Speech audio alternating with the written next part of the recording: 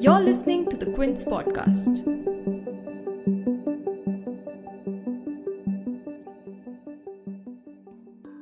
Flash floods to fierce cyclones, heat waves, torrential rains, monsoon floods, landslides. Why is India witnessing a series of climate calamities this year? Currently, as the west coast of India is still reeling from the fury of the deadly monsoons, over 150 people have already lost their lives in Maharashtra from landslides and floods that were triggered by the overwhelming rains. Similarly, in Himachal Pradesh, heavy rains have caused a series of landslides in the state. In one such incident that was captured in a video, heavy boulders hurtled towards a bridge that resulted in the death of 9 tourists who were travelling in a vehicle. But as some parts of India are dealing with extreme rainfall, some other parts have been facing heat waves that have become a regular phenomenon in the country, with temperatures soaring to new heights year after year. While a severe heat wave gripped Delhi and the rest of northern India in the beginning of July, even cooler areas like Ladakh in the Himalayan region recorded high temperatures and heat waves. Before these recent events in February, a flash flood in the Rishiganga river wiped out a hydel power plant in Uttarakhand's Chamoli district. That event also led to the loss of more than 200 lives. While experts believe that the floods were caused by a glacial burst, they also blame ecologically damaging developmental activities for this disaster. And it's not just India alone that is dealing with extreme climate events. From Germany to China to Canada to US, countries across the world are seeing unprecedented rainfalls, record-breaking scorching temperatures, and raging wildfires that have already been forewarned by climate experts. But what does that say about the future? Can action still be taken to address global warming? Our guest in today's episode is Mr. Anjal Prakash, Research Director and Adjunct Associate Professor at Bharati Institute of Public Policy and the Indian School of Business. He's also the lead author in the chapter on cities, settlements and key infrastructure in the IPCC 6th Assessment Report. We also have with us Mr. Navroz K. Dubash, a professor at the Center for Policy Research. He's also currently a coordinating lead author for the IPCC's 6th Assessment Report. You're tuned in to The Big Story, the podcast where we dissect the headline-making news for you. And I'm your host, Shalburi.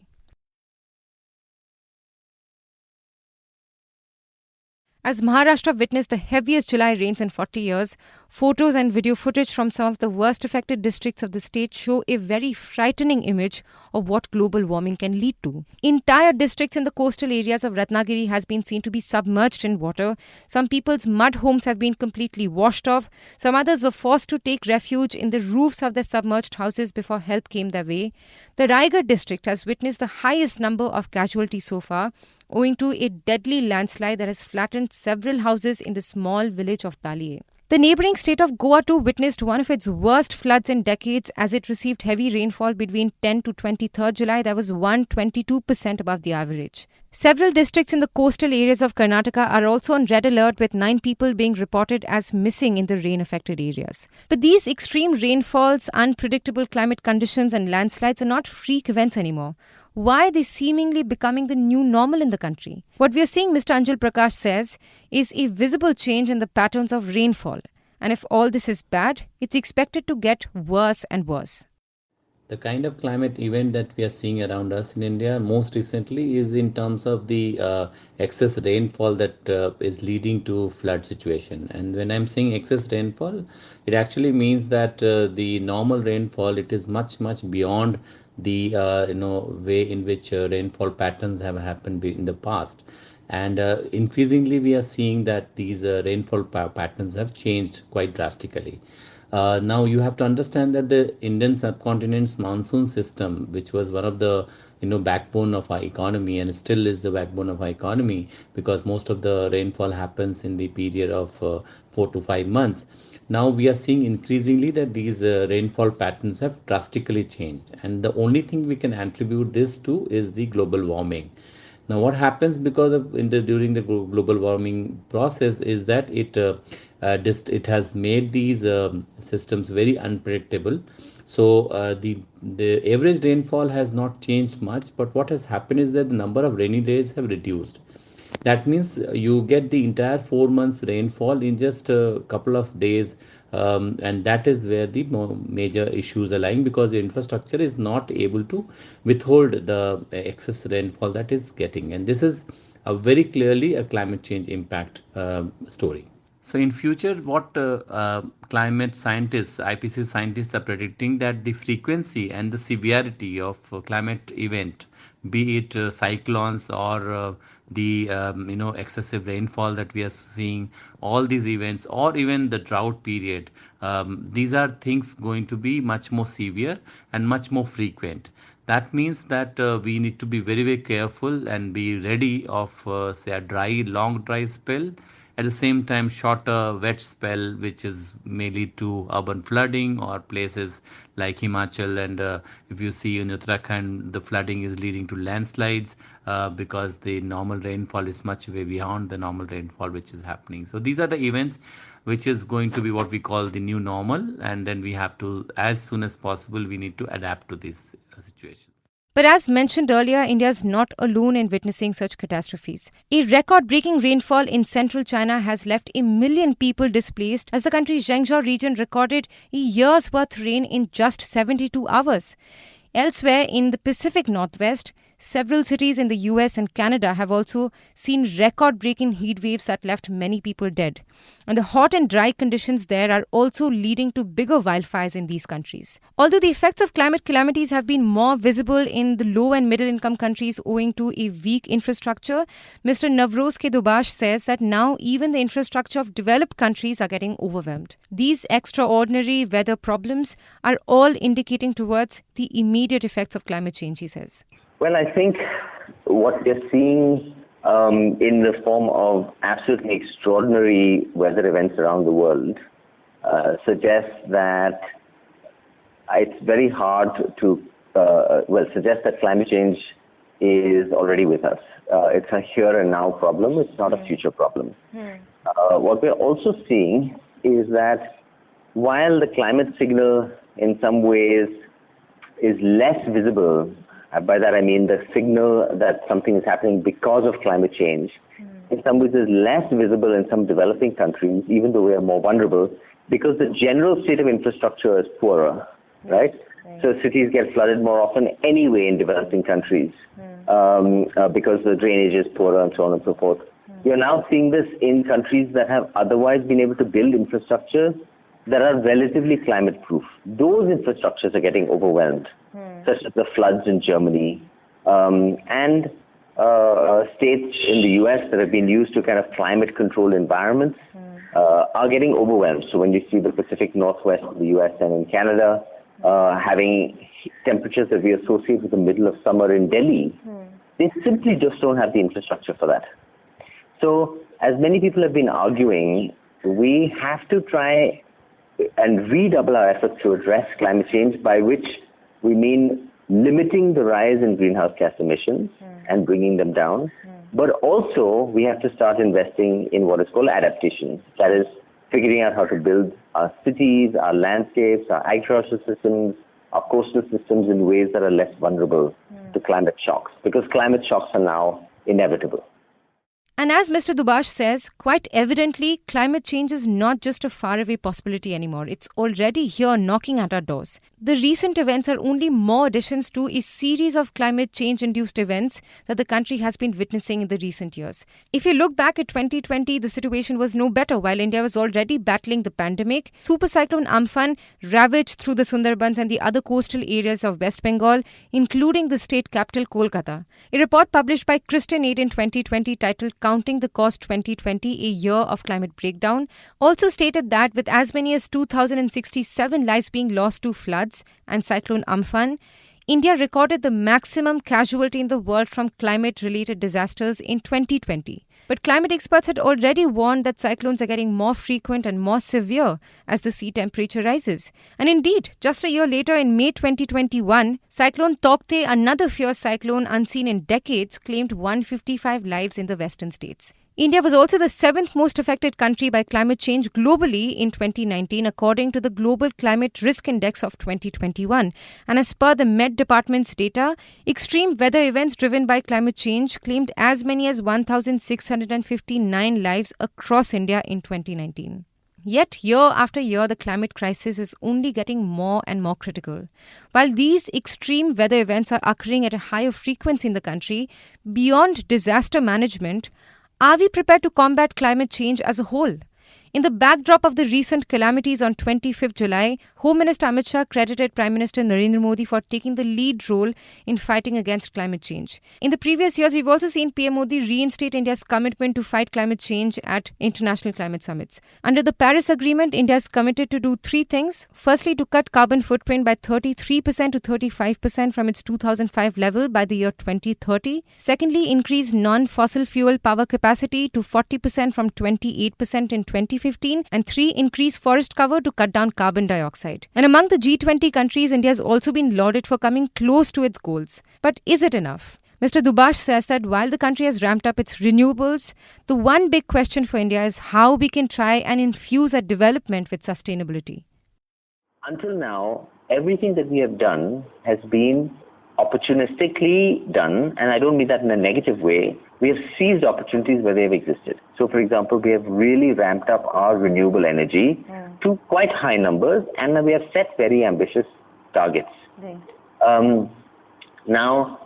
That is something that I say it's opportunistic because we are a energy secure, aware country. So more renewables means less dependence on coal imports, which were going up alarmingly at the earlier part of the decade. Potentially less dependence on oil imports, and I say potentially because it's not automatic; it depends on our transport system. So, and we have lots of sun. So we were moving on that front. But we weren't thinking about the electricity system as a whole. At the same time as we were talking about more renewable energy, we were also talking about expanding coal. Right?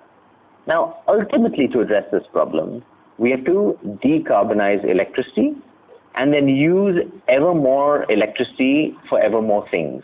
So ultimately, transport has to be electrified, cooking has to be electrified, even industry has to be electrified, and that electricity has to come from low carbon sources. That is the pathway for addressing climate emissions, greenhouse gas emissions. So we weren't thinking in that holistic way. How do we transform our whole system? So when I say there's a fork in the road, we can continue doing the opportunistic stuff, but ultimately it won't add up. And that is the big switch that India has to make. We have taken an approach that says we will do things that are good for development and good for climate. And I think that makes sense for a country like India, where per capita emissions are low, where we have a lot of poverty to address and so on. But I think the question is now, has the definition of what is good for development shifted? As the world is moving increasingly rapidly to a low carbon future, will we be a more competitive society if we are at the forefront of those technologies? Right? So that is the question for India. Are we going to try and infuse all of our development conversations with the idea of sustainability, with the idea of a low carbon transition? Mr. Anjal Prakash says that while India has strengthened its environment policies, the policies must transform into programs and on-ground change. Along with policies, there should also be a focus on climate-resilient infrastructure, he says, but we are still lagging far behind. So in the extreme climate situation, what happens is the climate change is a force multiplier. So first issue is definitely about the infrastructure not being climate resilient. So our own house has to be put in order because climate change is out there. So that means that we need to plan everything that we are planning, from roads to infrastructure, from school buildings to other things that we are looking at. Everything has to be climate resilient, and that is a major problem because it is also going to bring in a lot more cost, because one is that we don't have much skill of how to induct climate change into our normal programming process. So that part of it is slowly coming in, but it's still, there's a huge capacity gap. Second is that these system has to be put on ground, and that means that you at least need 4 to 5 years to put things on ground, especially in terms of infrastructure, in terms of skill building process, in terms of adaptation process. So all that is it is the time of urgency which I see. So we haven't started much at this moment. So you see, if we have not even started now, what will happen in couple of years when we are looking at these things are going to be much more severe. So we need to plan this much ahead in planning, and that's where the major problem lies. In terms of domestic climate policies or environmental policies, we actually are doing much better. We have one of the best policies, and also the existing policies that we have are pretty much in tune with combating climate change. What we need to do is two things. One is definitely to put things more on ground, because the policies has to translate into programs, and that program has to benefit the people. So that's one. Second is also about climate resilient development planning. That has not been done much. We do have a national adaptation plan. We have state specific adaptation plan, but those plan has to be implemented, and that requires a lot of money. That means you have to reallocate your budget, so that these plans which are there already on paper has to be implemented on ground, and that is where the major crux lies. So it's not the policies, it's the implementation which is needed to be speed up, and you have to put money where the mouth is, and that's the whole part, is that you have to bring in more and more resources to get these projects on ground. But there are also roadblocks in the way of a successful change. Despite its ambitious goals to reduce emissions, the country is still heavily dependent on coal, which is a big source of greenhouse gas emissions. Yet, India has decided to further open up commercial coal mining. At the same time, the government has also been accused of weakening environmental protection laws, approving developmental projects without adequate checks that could be detrimental to the ecology. And such actions are only likely to have a direct impact on the kind of climate change that we're already facing. Moreover, even though the economic shutdown in the early months of the pandemic last year has been able to reduce carbon emissions temporarily, it all promptly bounced back to pre-pandemic levels with the reopening of the economy. How will the country address these issues? Mr. Prakash says that India needs a focused green COVID-19 recovery strategy. See, the economic standstill that we have due to pandemic, that has led to a sharp reduction in emission in the short term. But they will start increasing again same rate unless India develops a focused green COVID-19 recovery strategy. With a large stimulus package of 10% of GDP announced and the experience of the clean air during lockdown, the crisis presents an opportunity for India to accelerate a transition away from coal and renewable energy, as well as accelerate an uptake of electric mobility. But there is no clear sign that India is seizing this opportunity, and that's the major issue, which is a missed opportunity, I would say. So we need to slowly transition into a low carbon economy, and that road is something that we yet to see, and that's where the major crux lies. Although it will be left to see if the new Environment Minister Bhupender Yadav is able to meet these challenges or not, Mr. Dubash says that the Ministry of Environment can't be the only one responsible with driving changes. He says it has to be an all-government approach. We can't think about environment as a distinct sector, right? And let me just make one point about what India should do in this regard, and this is something we at CPR are working on and having an event on this week. Can't have climate change be only under the control of the Ministry of Environment. Because if it's under the control of the Ministry of Environment, they can't really bring Ministry of Power, Ministry of Coal, Urban Development, Agriculture, etc. to the table. They can't drive change in all those ministries. This needs to be an all-of-government approach. We need a way to engage all of government and all of society, including the states. So we need to think about climate change not as the bailiwick of one ministry. It's something that harnesses change across different parts of government and different parts of society. That mindset shift has not yet arrived, but I think that's urgently what we need. If we can bring that about, then there are many more opportunities we can take advantage of to build a low carbon future. Now already the planet has warmed around 1.2 degrees Celsius above the pre-industrial era, while the aim is to limit global warming to well below 2 degrees Celsius. But such climate events being reported from across the world has also managed to bring the focus back on environment and global warming and the need to reduce carbon and greenhouse emissions worldwide. Admittedly, much before young environmentalists like Greta Thunberg's passionate speeches about climate change grabbed the world's attention, there have been adequate forewarnings from climate experts thoughts about the kind of climate calamities that we're seeing. But can action still be taken to prevent climate crisis from getting worse? Mr. Dubash believes that the good thing is that discussions on environment has now come into the mainstream. He says that although we are still not seeing enough changes on the ground, these discussions have created awareness which will help bring change much faster. Look, I've been working on this stuff since 1990, right? Climate change. And so I have no rights to be an optimist, but I remain so. And the reason is that really this used to be such a marginal conversation. And it is now a far more mainstream conversation. Investors are taking climate change seriously. Even India has environmental and social investor groups and funds now. Money flows are being redirected to low carbon futures, right? People are seeing low carbon opportunities as growth areas. The youth are much more seized of this issue. Certainly the elite youth, and hopefully, across the board, people are beginning to make associations between things like droughts, between things like heat events, between lower crop yields, things that animate people as they should because it's close to their lives, or flood events in cities. They're making that linkage now to climate change and realizing that these are not isolated incidents. So consciousness is kind of changing. And the reason I'm a little bit optimistic is that any transformation typically follows kind of an S-curve shape, right?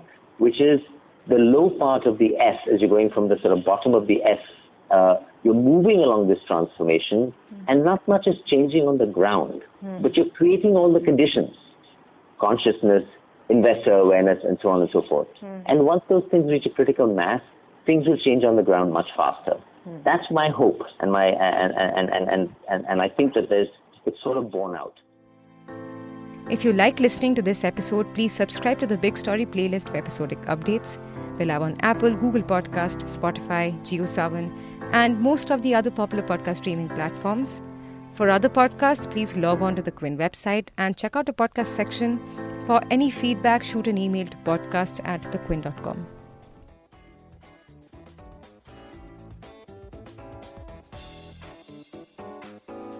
Thanks for listening. Log on to the Quint's website and check out our other podcasts